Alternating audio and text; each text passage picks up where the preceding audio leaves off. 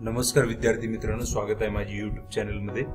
तर या व्हिडिओ मध्ये आपण बघणार आहोत की डॉक्युमेंट्स आणि काय प्रोसेस आहे आर्किटेक्चरच्या ऍडमिशन साठी बॅचलर ऑफ आर्किटेक्चर 2024 मध्ये। तर मी एक व्हॉट्सअप ग्रुप तयार केलेला आहे।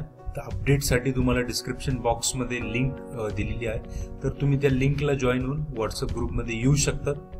तर तिथे तुम्हाला सगळे अपडेट्स दिले जातील।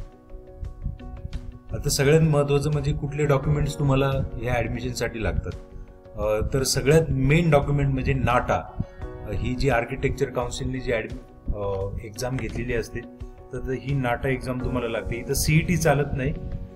तर दुसरी एक एक्झाम आहे ती म्हणजे JEE। तर JEE जरी असेल तरी ती JEE एक एक्झाम चालते। तर सगळ्याच कॅटेगरीसाठी ही लागते। तर साधारणतः 4 कॅटेगरीज आहेत: 10वीचं मार्कशीट, 12वीचं मार्कशीट, त्याच्यानंतर आता बऱ्याचशा वेळेस मुद्दा येतो की school living certificate. School living certificate म्हणजे तुमचं 12वीचं जे मार्कशीट लिव्हिंग सर्टिफिकेट आहे ते लिव्हिंग सर्टिफिकेट पाहिजे इथं। तर तुमच्या लिव्हिंग सर्टिफिकेट नॅशनॅलिटी जर मेन्शन असेल तर काही गरज पडत नाही नॅशनॅलिटीची। डोमेसाईल हे तहसील मधून निघतं, आणि बर्थ सर्टिफिकेट जर तुमच्याकडे असेल तर दोन्ही पैकी कुठला एक, म्हणजे तुम्ही महाराष्ट्राचे रहिवासी आहात आणि तुमचा जन्म महाराष्ट्रात झालेला आहे, तर हे त्यात असतं।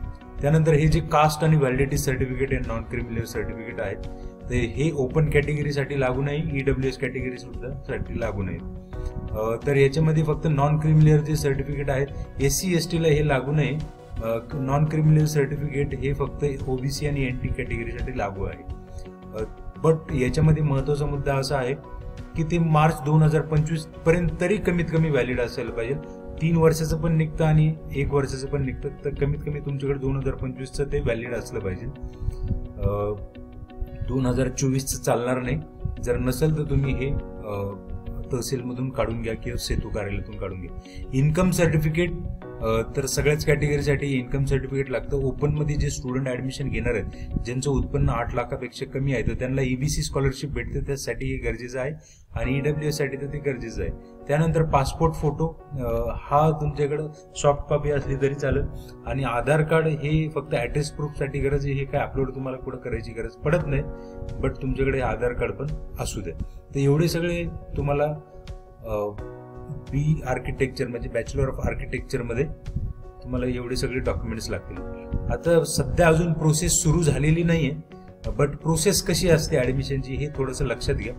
रजिस्ट्रेशन अँड व्हेरिफिकेशन म्हणजे सगळ्यात पहिले तुम्हाला जी महासिटी म्हणून वेबसाईट आहे त्या ठिकाणी तुम्हाला रजिस्ट्रेशन करायचं आहे, आणि कुठल्याही पण आर्किटेक्चरच्या कॉलेजला जाऊन तुम्हाला डॉक्युमेंटचं व्हेरिफिकेशन करायचं आहे। तर कुठल्याही कॉलेजला व्हेरिफिकेशन केलं त्याने काही फरक पडत नाही। त्यानंतर मेरिट लिस्ट 2 प्रकारचे असतात, प्रोव्हिजनल मेरिट लिस्ट आणि फायनल मेरिट लिस्ट। तर फायनल मेरिट लिस्ट जर तुमचं नाव आलं तरच तुम्हाला कॅप राऊंडला जाता येते, आणि प्रोव्हिजनल जी मेरिट लिस्ट असते तुमचं जर काही चुका असेल तर फायनल मेरिट लिस्ट पर्यंत त्या तुम्ही सुधारू शकतात किंवा त्याला बदलू शकतात। कॅप राऊंड 1, कॅप राऊंड 2 आणि कॅप राऊंड 3।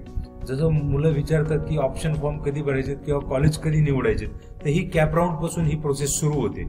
तुम्ही व्हेरिफिकेशन आणि रजिस्ट्रेशन कुठल्याही कॉलेजला केलं त्याने काही फरक पडत नाही। तुम्ही ऑप्शन फॉर्म कसा भरणार आहेत तर याला खूप महत्व आहे। त्यानंतर असते अलॉटमेंट, आणि त्यानंतर असते रिपोर्टिंग। तर याच्या काही नियमावलीच आहेत की अलॉटमेंट झाल्यानंतर तुम्ही काय करणार, तर रिपोर्टिंग झाल्यानंतर तुम्ही काय करणार आहात। तर 3 राऊंड असे असतात।